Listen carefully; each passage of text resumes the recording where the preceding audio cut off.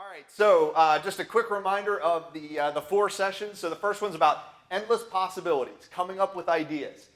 Tonight we're going to look at your name, image, likeness needs a business model canvas, and we'll talk about what that is and what that means. But it's really just about thinking about different ways to make money with your name, image, likeness, and recognizing that some of those ways may have costs associated with them, and just figuring out what are good opportunities versus ones that maybe aren't worth your time and energy.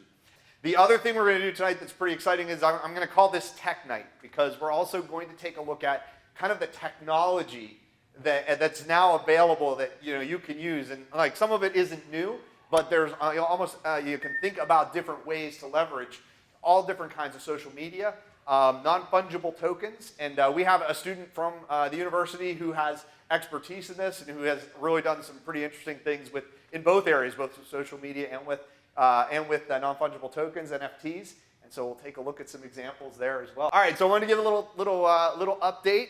My TikTok experiment has gone. Last week I had 2 videos. One of them had 200 views. I had 3 followers. Things have improved. I assure you, all of you can do better at social media than me, but I'm pretty excited because this is like pretty much the best I've ever done in social media. So my little experiment, taking some of the tips and ideas that we've been talking about here and putting them out there, has so far led to 1,667 total views. That's in about 9 days since I started. I'm happy to report that this one, the one that went live this weekend, is just the first. I'm kind of creating a series of just ideas, some of the things we talked about last week. Ideas for ways to monetize your N.I.L. This one posted over the weekend, 805.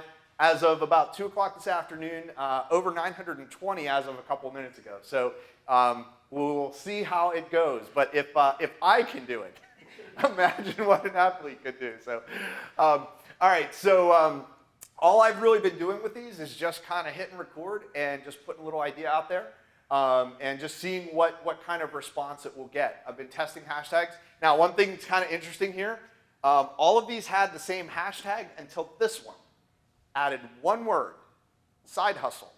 So before we had like student athletes, we had NCAA, we had name, image, likeness. Try those. So added one word, side hustle. For whatever reason, that seems to have tuned things up a little bit. So the other thing is some of the earlier videos have been increasing in numbers since, as like the more videos that have come out, it's actually driven some more activity there. So Liam's here is going to tell us probably a lot more about like what's really behind this and what's happening, and then he'll show you some really impressive numbers, which these are not. But but just really just trying to make the point with this, and just the illustration, and I'm going to be experimenting this throughout the class. Like social media, like there's nothing special about TikTok other than it's the thing that everyone's really, that's what's happening right now. Like I really have enjoyed making YouTube videos, but like that wave has kind of passed. I think we all know like Facebook has passed, right? Insta's still doing some things that everybody's trying to like kind of be the next thing. But as of January, TikTok had over 1 billion active monthly followers. So over 2 billion, almost 3 billion people have downloaded the app, but 1 billion active monthly followers. So it's like that is the market that's growing. The audience is getting bigger, and the viewership, the amount of time viewing is getting bigger. So in some ways, this isn't even about creating good or great content. It's creating any content it's like this rising tide that's lifting all boats. And so, 5 years ago, it might have been Insta or YouTube, where 10 years ago, it was maybe Twitter or Facebook. This is the wave that's right here. And so this is answering that question we talked about last week. Like, how do you connect directly with your fans? This is definitely it. It's like whatever the social media is, it's like that's a way to at least make that connection, build that presence. So anyway, that's and then so, just wanted to point to some of the stats here. Like the thing that's interesting is the analytics are telling you like, what's happening on what days. Like I posted a video here and here. So I'm starting to be able to see like, okay, if I post, I'm going to get some, maybe likely to get some followers. Now testing those keywords, those hashtags, now all of a sudden those things are doing it. So the entrepreneurial process is really about experimenting. Try an idea, see what happens, see what the response is. If something doesn't work, try something else. Being able to figure out who that fan base is, the more you do on different platforms like this, you start to get engagement. You see what things create connections, and you find out what they're interested in, what hashtags or what types of content draw people in. So that's the first thing. And then that whole connecting with your fan base. If you have a very niche message, if you're like very specific to your sport, for instance, you may have a fan base of maybe like middle school and high school students that are interested in that sport. And it's like they're aspiring to be like you, they're aspiring to like get into the sport, or maybe they already play the sport but want to get better at it. Maybe they're in a rec league, maybe a young adult that is out of school but just has an interest. It's like having that way to connect. And I think, one thing I think was really interesting, just hearing Liam talk about like each platform has almost like a different purpose. And so you don't necessarily want to create one piece of content and just blast it out on every channel. It's like you may have, like just kind of your highlight reel on Instagram, whereas you might do like a workout tip or a technique tip on TikTok, but you might all drive to a Patreon page that gives you a way to start to monetize that, where it's like you have a whole series of videos. Or you might use an online learning platform like Thinkific to create like a course. Like if you want to be a great soccer goalie, here are some tips, that kind of thing. And I think the more unique what you're doing is, the better. The other thing I wanted to call out, I love the whole thing about like if you're going to do something with hashtags, like find a hashtag where there's like it's not used as much and where you can really get up in the category. In entrepreneurship, a lot of times we'll talk about this idea. It's like if you're not number one in your category, make a new category. Because there's just all it takes is one little twist or one little difference that all of a sudden makes it something that's really unique. So, and that's where you start to think about if your sport is not one that's as maybe widely followed in national media, like like football or baseball or something like that. If you're in field hockey or crew or lacrosse, you're already in a little bit more unique area, and then the position you play might be another unique area. And and then it's like the fact that you're creating content related to that is again yet another one. So we talked last week about some of the ideas about like even the gear you use, like making a list of that gear. It's one of the TikTok videos that I recorded that'll be coming up soon. It's like it's like do a review. Liam mentioned the whole idea of like it's like okay, well it's like okay, maybe there's 5 companies that create this piece of gear. Do a review and compare them. Like what do you like and dislike about each one of them? And why do you choose the one that you choose? All of a sudden, like if that video blows up, then I think you go to the first, your first choice on the list, go to the brand and say, hey, just so you know, here's my TikTok where I reviewed your product and recommended it, and 32,000 people watched it and got all kinds of likes and everything else. Would you like to have the first opportunity to be my sponsor, or I'll just go to one of the other 4, right? It's like. And you wouldn't necessarily do that, but like the point is like it's almost like you're kind of proving. It's almost like you're trying out and proving that you've got the personality, you've got the connection to the fan base that they're going to relate to. That becomes a way to monetize.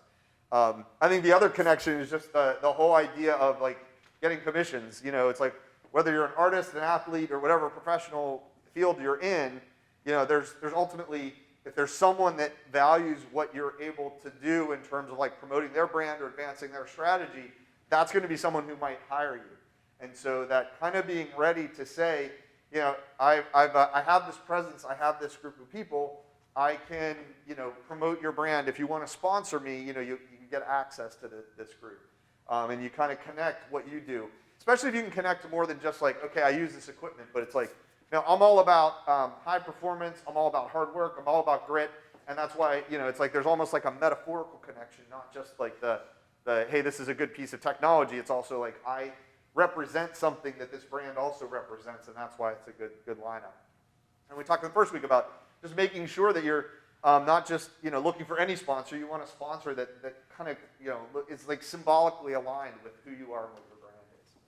So anyway, just some really good connections there. I hope that was useful for everyone, but just recognizing how many opportunities there are with these technologies, using the ones, particularly the ones that are really really tuned up. One thing I had a conversation this week and was watching a couple things where some student athletes were talking about using LinkedIn, which is interesting to me because I think of LinkedIn as very corporate and kind of like in terms of waves, past wave. But what resonated with me is, yeah, but who's the audience today of LinkedIn? they're going to be people in corporate jobs working for big companies. Well, that may be a very good source of individuals who would hire you potentially or sponsor you to leverage your name, image, likeness, following, whatever. And so even though that might not be the one that's going to get the most attention, you may find some very high quality connections there. And by building your kind of your professional image, we're really connecting. Like, here's what I'm about in my sport. Here's some of the things I talk about. Here's some of the things I'm interested in, and also just professionally. So it could be that even if nothing else, building that network professionally there, post college is that's you've now built a professional network that may help when getting jobs and those kinds of things. But in the meantime, that could be a very good source of the kind of people that would write a check for sponsorship. I'd like to do in the time we have left, I want to introduce what's called the Business Model Canvas. There is a YouTube video I created called Your NIL Needs a BMC, right? Your name, image, likeness needs a business model canvas. This is a key tool in the toolkit for entrepreneurs. It's come out of an idea called Lean Startup. But it's really just a way to start to think about if you had an idea that could make money, it's thinking through all the pieces that would come together to be successful with it. This is why any entrepreneur will tell you this is a key tool in the toolkit.